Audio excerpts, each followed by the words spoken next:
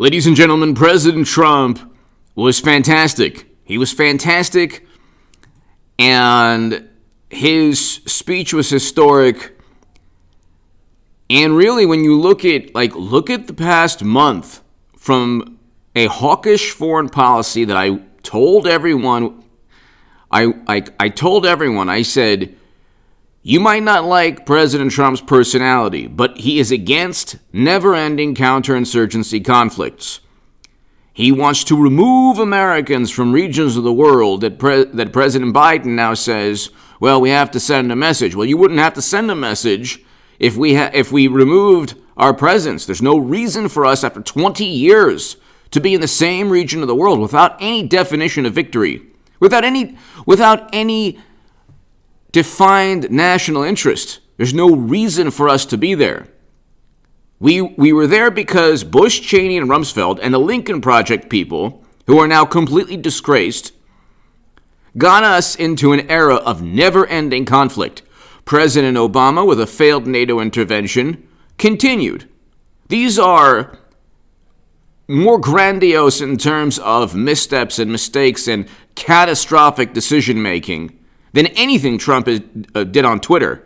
And like I said, I have stated that President Trump should stay off Twitter forever because it overshadows why people voted, why people like him. President Trump needs to, every month, find some way to communicate. I know this sounds, dramatic, but he needs to communicate his humanity. He needs to display his humanity. He needs to find a way to explain to the world, hey, this is what I stand for, not just being belligerent on Twitter. And today he said, why are we in these locations? I've seen the families of fallen Americans. So it's the exact opposite of the Atlantic article and journalists who want to keep us there forever. The Democratic Party and people like Mitt Romney and Ben Sasse and Cheney and Kinzinger and others have no problem with this type of foreign policy. But we've seen within the past month, not only a foreign policy decision that was dreadful, that was more hawkish than President Trump and only took a month, because President Trump he actually removed Americans from that region, and the intel community or Pentagon officials actually lied to him regarding how many Americans were there after he tried to remove them. And that's in the New York Times and other publications. But you can look, and so in terms of foreign policy, he stated, why are we in these never-ending conflicts? Today he stated this. This is exactly why I voted for President Trump. That's exactly why a Bernie Sanders supporter in 2016, like myself, would vote for President Trump in not only last year, but in 2024. I want Americans home from never-ending conflict. In my view, that is a morally superior position than voting for Biden or supporting Biden, and we see what's taking place right now. Has he upheld democracy? Has he protected the Constitution? It was just the past 4 years were a hysterical reaction, a fanatical, apoplectic, seething, fuming temper tantrum that worked. They had every day. They don't treat Biden the same way they treated Trump. They're just now realizing Cuomo is an absolute catastrophe and disaster in New York. They're just now realizing the Lincoln Project are disgraced and should never be listened to ever again. They're just now realizing all of these things, like Biden's press secretary needed to resign for going after a political reporter. They're just now realizing that they had no intention of giving the stimulus checks or forget about Green New Deal. They're not even going to give the stimulus checks that they promised. The left got nothing. People say, well, why do you worship Trump? No, I don't worship anyone. I get something for my vote. Hit subscribe to this channel right now. If President Trump goes at it again, I am definitely giving him my vote. I want a Second Amendment that's protected. He protected it. I want the I want a president who steps foot, the first president to step foot in North Korea, to begin détente between North and South Korea. President Moon Jae-in stated that Trump deserved the Nobel Peace Prize. I keep saying the same things because nobody realizes this. His accomplishments are plentiful and numerous. Nobody even looks at it as accomplishments. You think Jimmy Kimmel or Trevor Noah or Stephen Colbert or Jimmy Fallon look at President Obama's NATO intervention as an absolute debacle and catastrophe that led to a decade of civil conflict and strife in that country? A completely failed and really despicable decision. You think they compare that to Trump's tweets and say, gosh, maybe what Bush and President Obama presided over were far more egregious acts of despotic or tyrannical or really just horrendous presidential decision making. You think they look at President Trump and say, oh, well, he allocated more funding to historically black colleges and universities than any president ever. That's a fact. We had record low unemployment throughout most of his tenure. That's a fact. The top 12 states, including top 11 states and D.C., have the highest unemployment rates are Democratic-run states, including Washington, D.C., and that's run by Democrats, liberals. The states from New York, New Jersey, Illinois, Michigan, all the states that are run by Democratic governors, blue states, Massachusetts, they have the highest unemployment rates. The highest unemployment rates. That's not Trump's fault. That's not Trump's fault at all. And then they have the worst outcomes in terms of the pandemic. Go to the New York Times. They have the greatest, in terms of aggregate lives lost, the greatest number of lives lost. And the highest per capita rates. Top 3 highest per capita rates, last I checked. And 7 or 8 out of the top 10 in terms of lives lost. How is that Trump's fault? And so he removed our presence. He tried to remove our presence from a region of the world we should already have been out of. That's the thing. That's why, when you have these people, oh, you're so immoral, and it's immoral to vote for Trump. Oh my God, they care about perception and image and public relations.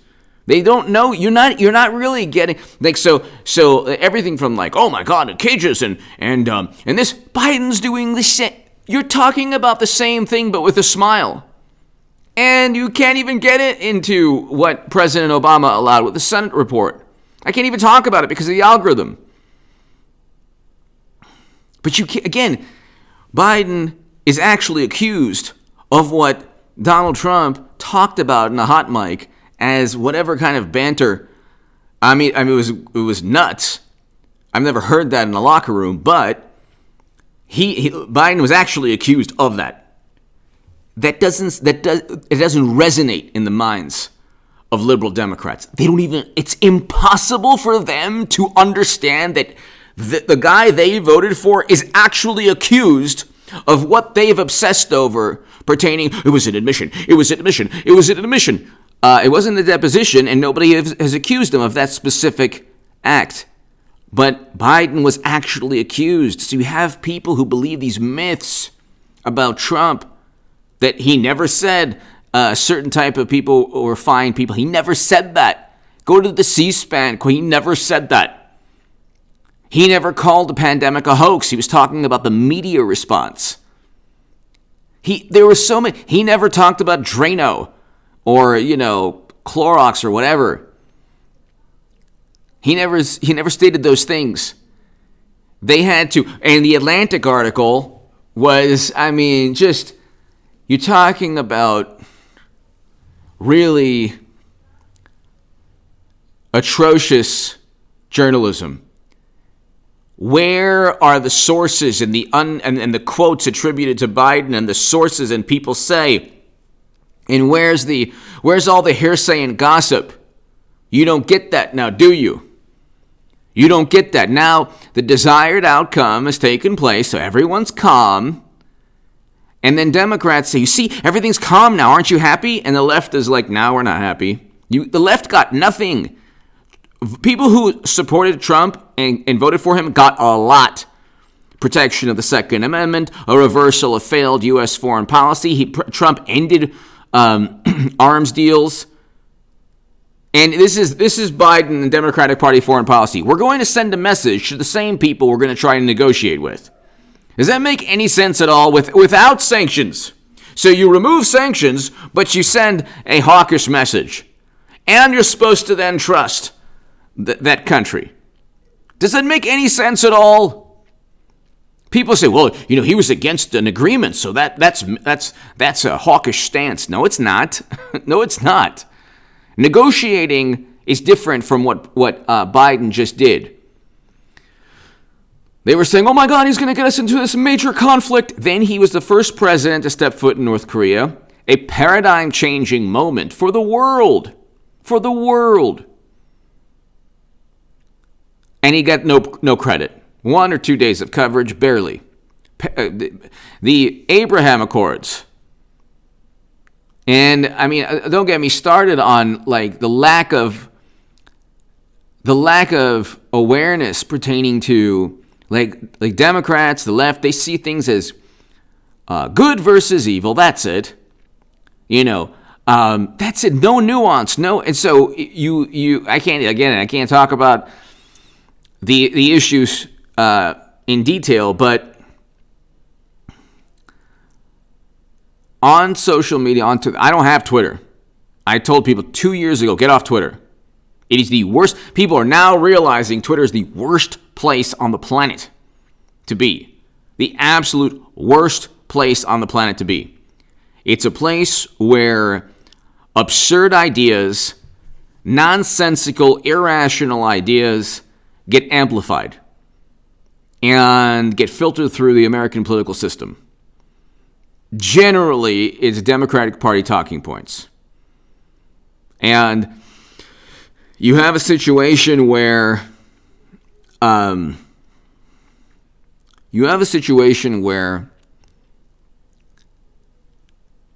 people realize that all there was for 4 years was a temper tantrum. They viewed Trump to be a nightmare.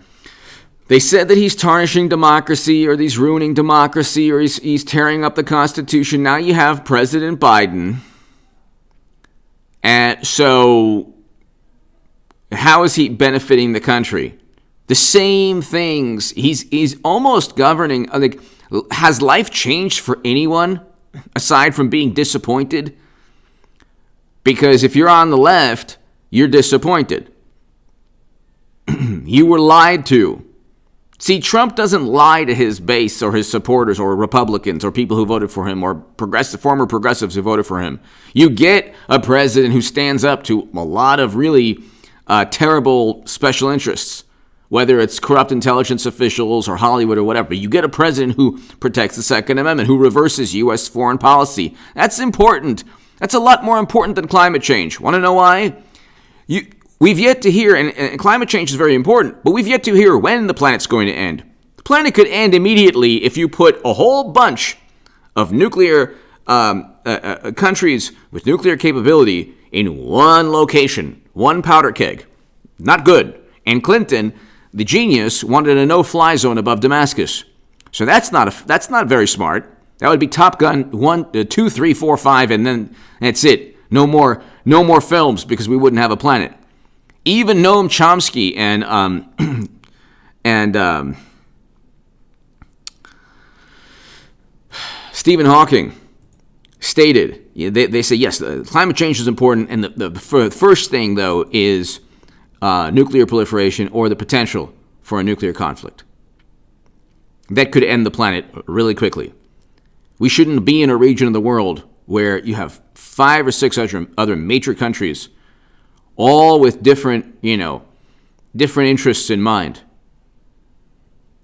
And so when Biden said, we're going to send a message, well, what's the message? Why are we there? Why are you even sending a message?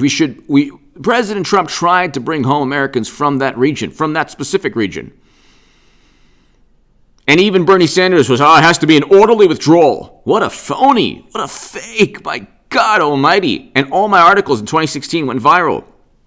In the Hill, the Huffington Post, and Salon. because the alternative was Clinton and was on the left. So Trump saved us from 4 years of Clinton and a no-fly zone above a place that shouldn't have had a no-fly zone. Because you have Russian jets flying above there and other jets, the jets of other countries. But again, I mean, this world, unfortunately, and our political system runs purely now. That's why Hollywood is so involved.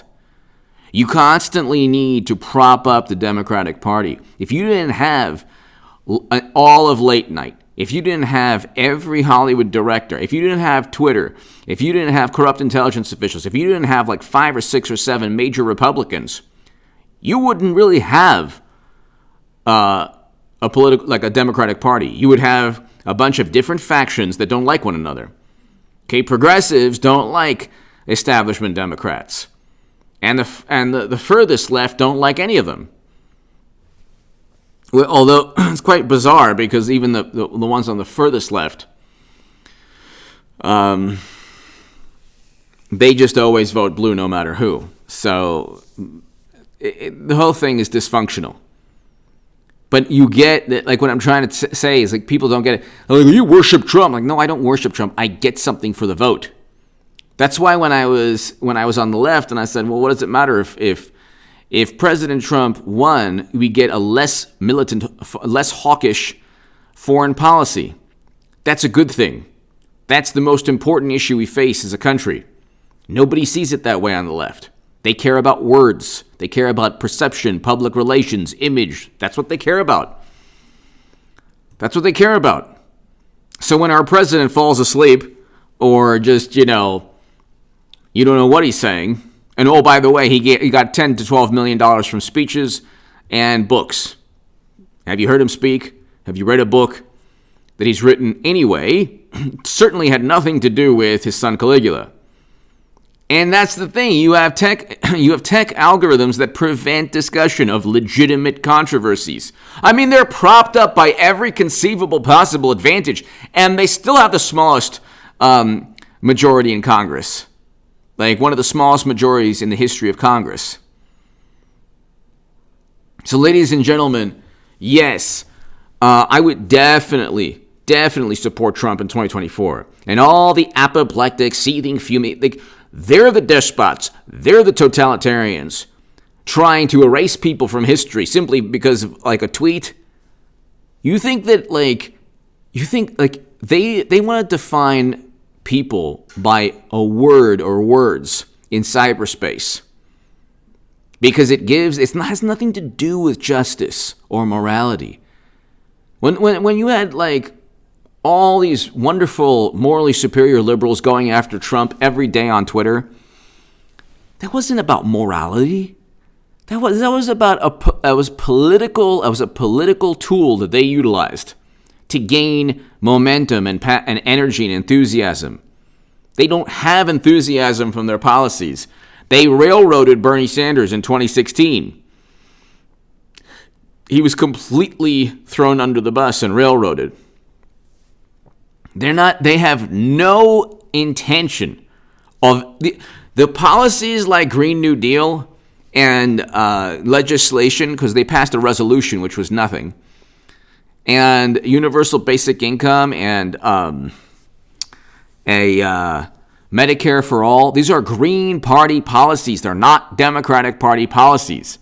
One thing I bristled at when I was on the left, because I would hear, well, Bernie Sanders is not a Democrat. Well, I used to think, well, what? But he's the distilled, like the essence of what the Democratic Party is. No, he's not. I was wrong on that. The neoliberals or the corporate Democrats were right. He's not a Democrat. He's a Green Party candidate. There's nothing to be ashamed of. The left should grow the Green Party. Notice how the Green Party wasn't on any ballot. That's interesting. The Green Party. These are Green Party policies and like fully embraced by a political party that already exists. Democrats will never embrace, not even halfway, any of these policies. And yet you're always hearing on the left, oh, well, vote, Democrat. And eventually, what do I care? I'm not on the left anymore. Thank God. Thank God. But anyway, give me your thoughts below. You get a president like President Trump signed an executive order combating anti-Semitism on college campuses. You get that with President Trump. What you get from the Democratic Party is, I don't even know what they don't give their voters anything, actually. Give me your thoughts below. Hit subscribe right now. Trump was fantastic today. He needs to do more of these types of things to show and to communicate that he's a human being and not a monster to the left or to independents who don't really see him for who he is and see him only by his former Twitter presence. And thank God Twitter banned him. It was the best thing that ever happened to Trump. Give me your thoughts. Thank you.